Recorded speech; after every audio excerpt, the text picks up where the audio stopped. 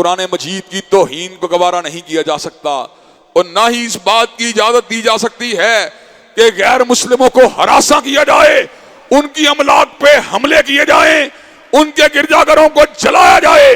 हजरात गिरामी कदर, रियासत का काम तवाज़ुन को बरकरार रखना है। जिन लोगों ने अक़लियतों के साथ ज्यादती की है उनका कड़ा एहतसाब होना चाहिए, लेकिन कड़े एहतसाब के साथ साथ हुर्मत कुरान मजीद को फरामोश करने वाला तर्ज अमल भी हरगिज नहीं होना चाहिए। जहां हुर्मत कुरान की बात होगी और अलमत कुरान की बात होगी और जिसने कुरान की नामूस पे हमला किया होगा, हजरात गिरामी कदर, मुझे ये बात बतलाई उसको करारे वाक़ई सजा मिलनी चाहिए कि नहीं मिलनी चाहिए, और जिन्होंने अक़लियतों के ऊपर हमला किया उनका भी एहतसाब होना चाहिए कि नहीं होना चाहिए। इंशाअल्लाह मुल्क अमन सुकून का गहवारा बन के रहेगा और मुल्क के अंदर फितना और फसाद का कलाकुमा होकर रहेगा।